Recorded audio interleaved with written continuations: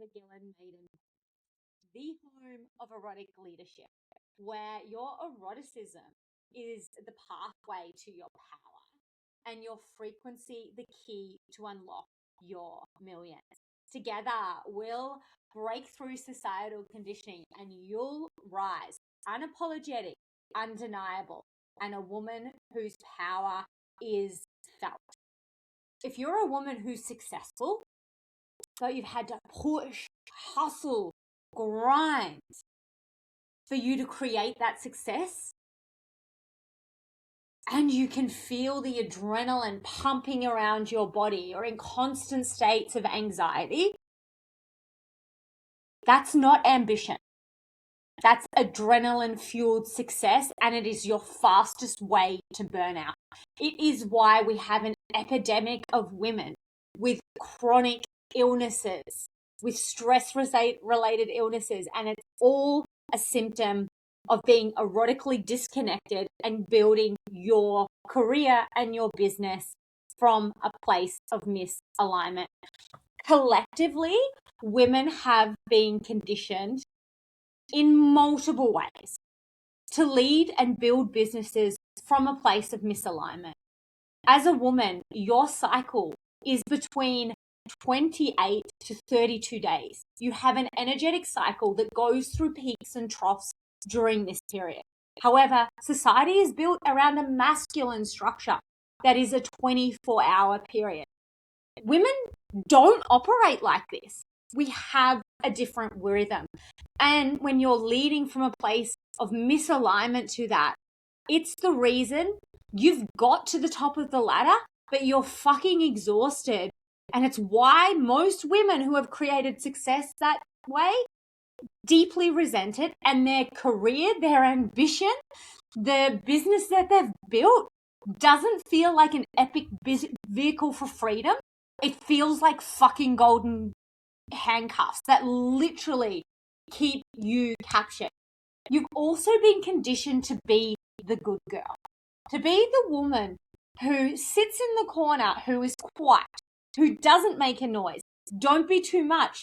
And so that good girl, that conditioning comes with you into every meeting, into every business that you launch. And it's not until you start to break free from this societal conditioning that you can actually build the business and the life that you want to lead. Because here's the thing, in my world, your purpose-led business gets to be a vehicle for the life that you want to lead.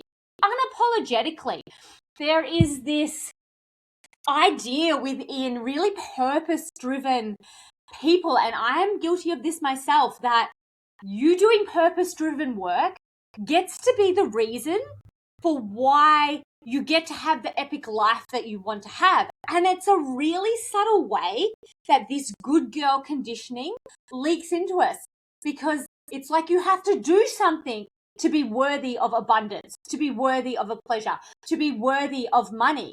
Look, if I'm doing really purpose-driven work, look, I can go and be worthy of all the things that I want.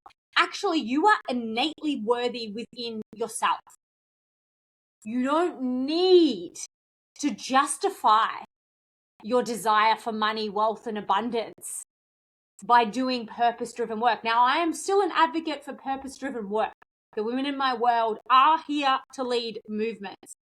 But we need to catch ourselves on where this societal conditioning of a low sense of worth is actually the reason behind why we want to do good work. Because guess what? You get to have the money, you get to have the wealth, you get to have the freedom. You don't have to prove that. And the societal conditioning that has you disconnected from your body, has you numbing out, has you leading from your head, is the reason that you're exhausted. It is the reason that you walk into a boardroom and you second guess yourself. It's the reason that you hold back in meetings when you have really something valuable to say. Because you've been told your entire life that you need to be a good girl, not to upset anyone. And that conditioning follows you into every single meeting. It is the reason you hold back in moments that actually fucking require your leadership. It is the reason that you are shrinking your power online because you don't want to fucking upset anyone. Hello, your dream clients actually need to hear your fucking opinion, mate. Seriously. Nobody will follow you if they don't know what you stand for and if you are not speaking unapologetically what you stand for. How the fuck are your dream clients meant to find you? So women, when we're leading, when we're running these businesses, we are literally carrying all of this cultural, social, religious conditioning that keeps us disconnected from the body, from our eroticism, from our true thoughts of power. And your eroticness, your erotic being is the antidote for your numbness. It is the antidote for your disconnection from your power. It is the antidote from your burnout, because an erotic woman is a way of life. An erotic woman is a woman who is devoted to her pleasure, to her sacred experience of this human experience. She is the woman who is devoted to alchemizing her shadow, who knows that her pain, her shame, her fear are the portals to her liberation.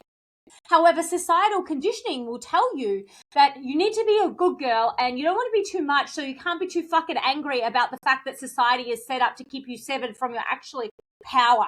Like, heaven forbid you have a fucking opinion. Heaven forbid you be upset about that.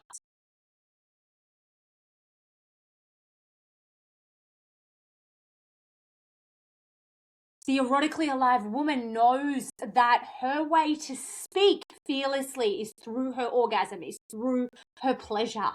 She knows that when she is turned on, she's magnetic as fuck. She's not the woman who is saying yes when she means no. Her boundaries are sacred, babe. She knows that her solo time is sacred because it's time where she gets to recalibrate, re-energize, re-pleasure herself so that she can go out and do the really expansive work that she is here to do. She's the woman who knows that her cycles are sacred, and the more that she can rest in the periods of her monthly cycle that are more slow, more nurturing, the more when she peaks, she's going to be able to perform. However, society's told you as a woman that you must be on the hamster wheel of capitalism and right? And so you're exhausted all the fucking time. And then you wonder why you can't innovate, why you can't create. The erotically alive woman knows that her body is sacred, that it is temple, that it is her most powerful source of guidance to navigate times of uncertainty from a place of unwavering trust and knowing of what the right next step is. And an erotically alive woman's power is undeniable. She is the woman who walks into a room, and when she speaks, people not only hear her, they feel her. People are like, I need to get into this woman's world, because an erotically alive woman knows how to command energy. She knows how to make herself magnetic through her turn on. Because societal conditioning, religious conditioning, has kept women in constant states of disconnection. It's the reason you numb out. It's the reason you're disconnected. It's the reason you second guess yourself when you don't speak up. And eroticism and activating your eroticism is the antidote to all of this. It's where you become a woman who is so empowered that she is an unstoppable force of nature. It's the woman who doesn't hustle the way to her top. She's the woman who builds a business based around on her natural cycles and knows when she's in flow.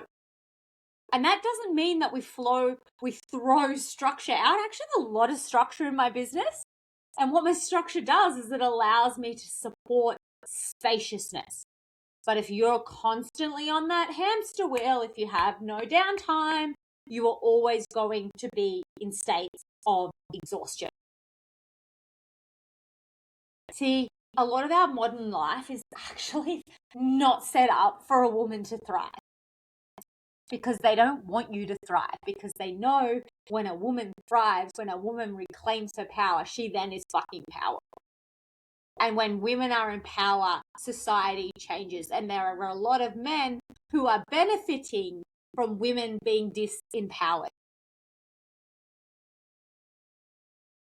So if this episode landed for you, if you know that you've created your success from adrenaline and called it ambition, if you're a woman who struggles to claim her desires and is also then struggling to speak up in the boardroom, and you're holding yourself back in those moments that matter, you don't need another leadership framework, another strategy, another mindset coach. You actually need to connect to the place within you where your power resides. And the only way to do this is through activating your eroticism.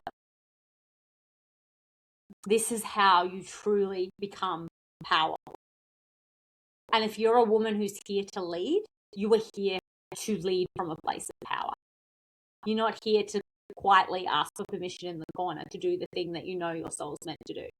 So if you're ready to take action and this episode activated something deeply uncomfortable within you, but there was also that energetic resonance of like, fuck yes, I am tired of holding myself back in moments of matter. I am tired of not claiming my desires. I'm tired of feeling burnt out, of feeling numb, of suppressing my needs and abandoning myself in real time.